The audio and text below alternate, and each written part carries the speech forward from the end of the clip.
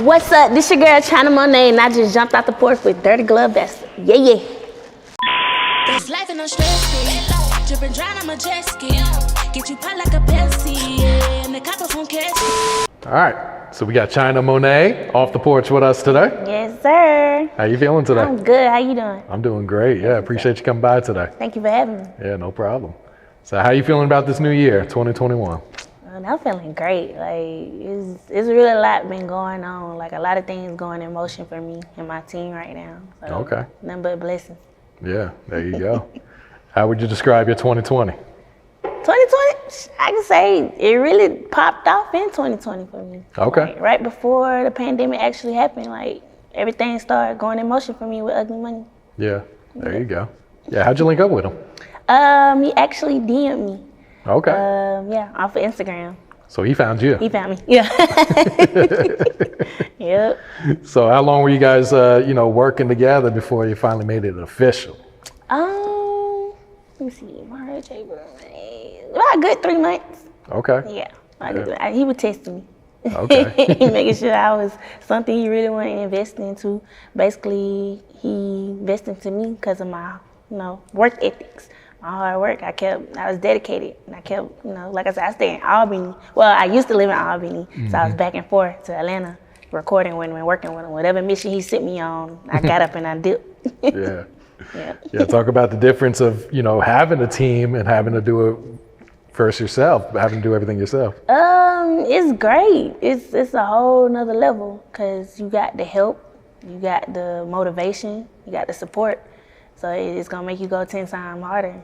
Yeah, I dig that. So what was it like growing up in Albany? Albany, straight out the 9, little trenches. It's cool. Like I was really to myself. So like I ain't never really was out in the streets or never doing no crazy stuff. Like I went to school, came home, but I was to myself. I was bad by myself. So you always caught me. If I got in trouble because of me. Like I used to take my grandma's car, just do crazy stuff. I rode into the woods one time, trying to take my little cousins to the candy store. Like I used to do crazy stuff by myself, throwing bleach on her walls. I was so weird. Yeah. And like I said, yeah, because after Albany, I left and went to Tampa and moved there. So I didn't really get to grow up there. I left in like 7th grade. Okay. Yeah, so, which I'm kind of glad I did because I don't think I'd be the person I am Really? if I was in Albany. Because there's really nothing there. Like, only thing you can do is work, party, get in trouble. Yeah. But like I said, it's a lot of talent there, don't get me wrong. Like, it's a lot of creative people there. They just don't have that, that leeway. They don't have nobody to show them the way. Mm-hmm. Like, they try to do it their own or they get misled. Yeah. Yeah. There's not many platforms to even get your music No. out. You got to rely on the internet and come up here. Mm-hmm. Yep. So what'd you think of Tampa when you moved down there? Tampa was dope. It was a great city to be in. Like, I got to meet different types of cultures and see like other things, like bigger things, because my city was small. So like to see big buildings and big corporation things and parties and parades and all that, big events. Yeah. It was dope. Like, I loved it. What part of Tampa did you live in? Kind of like in New Tampa. Okay. New Tampa area, yeah. Gotcha. Off of Bruce B. Downs. Yeah. I had graduated from Wharton High School. Yeah. Okay. Mm-hmm. Yeah. I lived in Tampa for like 20 years, so I'm familiar. That's what's up. Yep. And you went to culinary school? Yep. Okay. Where'd you go to? I went to Johnson & Wales University in North Miami. That's a really good school. Yep. Yeah. So what had motivated you to go there? In high school, I was put into like a class by mistake, a cooking class by mistake. And I was like, I don't know what I'm doing, but whatever, I'm gonna try it. So I end up like watching, I always do that. And anything I don't know nothing about, I watch the best person. So I always used to watch this guy, his name was, what's his name? It's actually my Chef Jetski, something like that. And like, I just watch how he moved with it, how he's teaching everybody else and all that stuff. And like, I kind of incorporated into my own way of doing it. And I just got really good at it where I was getting scholarships, plaques and all that. Really? Yeah, and they shipped me right off to Johnson & Wales. Like right after high school, I went straight to college. Okay. I graduated June 10, 2010. I went to college September 24, 2010. Okay. Yep. So what are some of your specialties that you can cook? My specialties, I love cooking seafood and pasta. Okay. And I like to incorporate it with like Oriental food. Oh, really? Yeah. All right. So when you left college, did you go get a cooking job or what'd you do after that? Yeah, my first job was Disney World. Oh, really? I worked at Disney World. I actually interned there first and then got the job. Okay. Yeah. I was working in Magic Kingdom. And I forgot the place. What was the name? Oh, I forgot. I worked at 2 places there. But yeah, that was a dope job. Yeah. So what would you say is one of the biggest life lessons you had to learn? Don't be so vulnerable or like fall into people, you know what I'm saying, lies. Like, because people are great liars. Like, you gotta do your own research. Like, be an eye opener for yourself. Because people will mislead you or do some crazy. Yeah. So how and when did you start making music? I actually started in high school and I started writing first because my uncle, he used to have a studio called Street Team Entertainment in Tampa or whatever. Around that time, he was cool with Tom G and all that, and he had an artist too, I forgot his name, but he had a few artists and everything. So I was like, I'm gonna start writing and see what I could do. So I just started writing, and then me and my sister actually went into the studio with my uncle and stuff, and she was the rapper and I was the singer.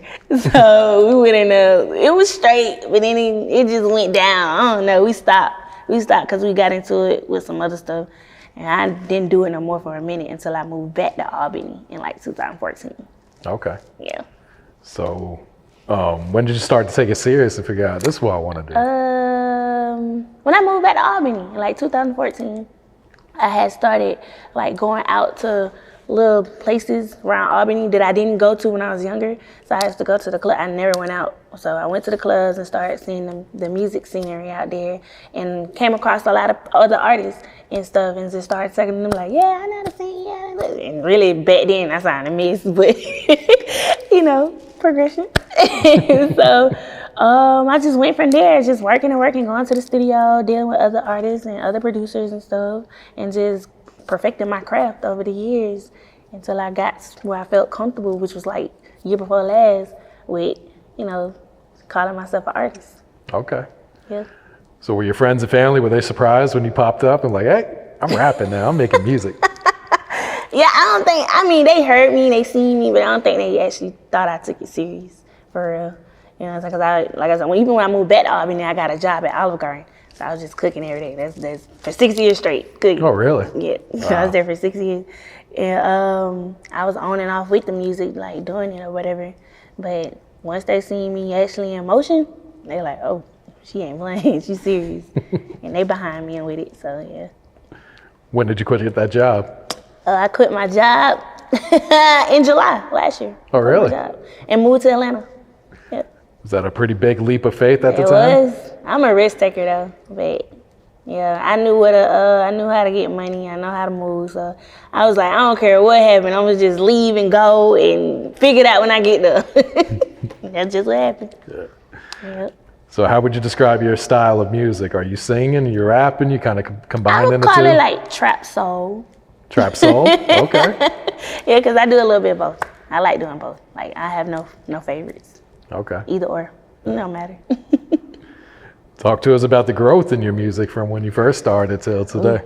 It is a big growth, like a big peak. But yeah, like I said, I just kept practicing. Like, I actually taught myself how to sing. I just started rapping in March. Oh, really? Last year, yeah. Okay. Like, I've been wanting to rap because I always like used to love guys, like their music. I used to love how they flow and how they used to do it. So I'm like, oh, I want to just be a girl version of them, like Future, Drake, all that. And I was like, I know I could do it. I kept saying, I know I can rap. I know how to do it, but I never actually did it. I was just had it in my head that I can do it. And so when I actually met up with my manager, Nietzsche, to actually try it out, he was surprised and like, whoa, I think you're a rapper. I was like, okay, I guess I'll be a singer that can rap. And it just went from there. Like, but I do a little bit of both. But mainly I just been rapping lately. Okay. Yeah. What's your thoughts on the rap game right now? As women taking over. We're dominating it right now, which is dope. Cause, you know, back then it was just, you didn't have no choices for real. Like, Nicki, just Nikki. Nikki's my favorite. That's it. But yeah, like it's branching out, and us women like piping it up right now, like Pap Chanel, all that, and Erica Banks. You know, the new upcoming female rappers. I just feel like, and also we're getting more. Instead of like going against each other, we're coming together. Like, cause back then it felt like you had to diss somebody to be on. I don't know, it was just weird back then. Now it's like a unity, like we're together, like we come collab, just work. Like, and I'm all for that. Yeah. Yeah. Yeah, it seems like there's a lot more room for the female rappers too. Like you don't have to compete for that same spot. They let everyone in, as long as you're dope. Exactly. Yeah. So what's the message in your music? Message? Basically I just speak what's going on for real, like what's going around me, either it's around me or somebody that I know, or you know what's going on within the world. Like I speak my truth, and I sometimes have fun with it instead of being serious all the time. Yeah, cause I just like to have fun. I'm goofy. I like to party. So how has Atlanta embraced you since you came up here? Yeah, a lot. Like it really has. Like, cause there's so much here, and there's so many people like that are successful, and you're surrounded by, like, I ain't never been around this many successful people in my life, so it's like, oh my God, if they here, I could do that too. Like, it just really motivates me to get, you know, enhance myself. Yeah. And it adds more value to me. Yeah. I see you've been doing a lot of performances too. Yes, plenty. Yeah, that's dope. That's dope. I love performing. Like, I'm shy. Well, I used to be. I used to be so shy. Like, I ain't want to talk to nobody. I couldn't look at you. I couldn't do nothing. I used to hold my head down. I used to walk with my head down and everything. Because back then, they used to pick on me. I used to pick on my lips because it was big, my forehead and stuff. So I'm like, dang, nobody don't like me for real. But it's like, I'm a whole different person when I perform. Like, I love it. I like being in people's faces and turning up. Like, it really is just the opposite when I'm on the stage. Yeah, that's what's up. All right, so talk to us about this new single, Jetski, with Pap Chanel. Yes, Jetski, my baby. Jetski is really me just popping my shit. Like, you know what I'm saying? Like, enjoying my best life, showing you what's my best life, or, you know what I'm saying? Like, what I got going on, like, what I'm really about, or what I seen, or what I can do. And it's just basically showing us women that we're independent. We don't need guys for nothing. Like, we know how to move. You know what I'm saying? I don't need your plan to exceed this plan. Like, I've been like that all my life. Since I left the house, like, I know how to live on my own. I don't never look for a guy to do nothing. So it's like, if you're gonna come to me and do something, it better be 10 times better than what I'm doing. Yeah. Yeah. Why'd you decide to work with Pap Chanel on that one? Which is crazy. My manager was like, who you hear on this record? And I was like, Pap. I wrote Pap. Cause I just really love her work ethic, her flow. She's dope. She's consistent. She's a real diva. Like, I like it. And I ain't had no other options. I just said Pap, and he was like, "What's crazy? Oh, I was just talking to her manager or whatever. I'm gonna make it happen." And next thing I know, we was in the studio together. Oh, really? That was dope. Yep. It was really dope. So did you guys work on that song together, or did you already have it ready? I actually did my stuff already, but I was in the studio with her while she was in the process of writing, doing her stuff. She actually took her time on the record. Like, I thought she was just going to freestyle because I know she's a freestyler. So I thought she was da-da-da-da. I was like, oh, Lord, she's going to go quick on her. But she really took her time on the record. Like, it was dope. And she was very passionate about it because she was like, I care about this record more than I care about you. I was like, dang, that's dope. And she wrote it. She ate it. It was dope. Yeah. She really did good. And the feedback looks really good. This video is going up right now. It is. Did you expect that? No.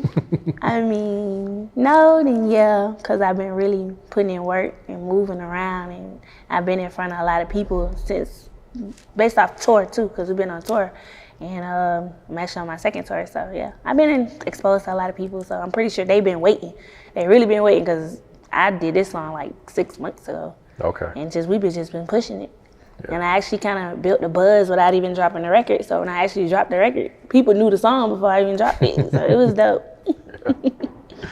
You plan to do any challenge or anything for it? I got a few. I want to do like like the best verse type, where you can put your own verse on the record or whatever. Whoever wins, give away $1,000. Then I'm gonna do a TikTok challenge too. So whoever comes on the best TikTok, give us some money. Have people dance to it, or okay. Yeah, do their own thing. But I think I'm gonna come up with my own challenge, and they just gotta copy it. Okay. And say, yeah, and go from there. Whoever do it the best, get that band. Yeah. Are you working on a new project, or are you kind of just focusing on the singles right now? I'm just kind of focusing on a single right now, cause I mean I got plenty of records we recorded or whatever, but we just moving day by day, just moving. So yeah, it don't matter though, but I'm ready for it. Is it time to drop one? We ready for it. Okay. Who are some of the producers you've been working with? Remix the God. What's his name? Draco. I love Draco. Shout out to Draco. What's his name? KT. It's a lot of them I work with, and it's a few more that Josh did that. He's dope too, and it's plenty more. The Raj Global. He's a dope one too. Yeah, I'm working with pretty major people right now. Okay. And looking forward to work to plenty more. Yeah. Yeah. What about feature-wise? Have you been working with anyone else, or has it just been you? Like I've been working with other artists that's coming up, upcoming artists, but like major ones yet, no. Pat like the only one right now. Okay. Yeah. Are you interested in working with some bigger artists? Yeah, plenty. There's a lot of them. Like I know I want to work with Future, Drake. If Nicki's still trying to do some music, her. Also, trying to see who else. Erica Banks. I would love to do a song with her. Like a lot of the upcoming female artists, I'm willing to work with, cause like I said, I'm all for it, girl. You know what I'm saying? It's girl empowerment. I'm with it. What's some of your goals for the rest of the year? Rest of the year, get my team that bag, get my family that bag. You know what I'm saying? Like enhance my creativity, show the world what China Monai can do, like what I got to offer. You know what I'm saying? I don't want to be just local or residential around here. I want to be around the world. Like I want everybody to know who China Monai is and who Ugly Money is, because we really doing our thing right now. Yeah. I don't think everybody else got something going on, but it's different, like, because we doing stuff that other people are kind of scared to do, and we risk takers, and we go get it. We go in the trenches, we go everywhere. So, you know what I'm saying? Gotta take them risks. Yeah. Yeah. So how'd you come up with the name China Monai? China Monai. My real name is Shanera, but it's spelled Chinara. Just take out the A and the R. It's China. Okay. Yeah, and my middle name actually Monet. Yeah. Oh, really? Yeah. Okay. My mom named me that from. She was born in Italy, and my grandmother actually I took her name. So yeah, I got all that from that. All right. What has being a mother taught you about life? Being a mom, oh my God. So my baby, shout out Azalia. She's 4, but it taught me how to. I'm very protective, like and be more. Like I don't know. I'm just, cause I know I'm a daughter. I mean, yeah, I'm a daughter to my dad, them, and I used to see how they used to be on me. So like I'm kind of overprotective and I'm strict, and I always tell her to watch where you're going, be careful, pay attention, like pay attention to life. Like I be on her, and she 4 years old. Even when she fall or do something crazy, I'm like, pay attention to your surroundings, pay attention to what you're doing. Like that's kind of helped me like how to stay focused and pay attention like to what you got going around you. Yeah. And I see why my dad and mom was like that with me. Cause I'm like, what y'all talking about? Y'all know what y'all talking about. But when you become a mother or a father, you see everything your parents was talking about. Absolutely, yeah. All right, what else you working on? What else is coming up for you? Actually about to probably drop another song. I don't think it's gonna be the single, but drop another song and do a video to it or whatever. Then also we got the Ugly Money Music Summit. We doing that, and right now we're currently on tour too. And more shows, more features. I'm working. It's 24/7 with me. Yeah. Yeah. All right. Any last words? Any shout outs? Yes, shout out to Dirty Glove Bastard. Shout out to my team, Ugly Money. Shout out to Albany, Georgia. Shout out to everybody that's supporting me. Also, follow me at I Am China Monai. And also go download Jetski featuring Pap Chanel. Yeah. It's life and I'm stress-free. Drippin' dry, I'm a Jetski. Get you pot like a Pepsi. Yeah, and the coppers won't catch me. These little niggas sweat.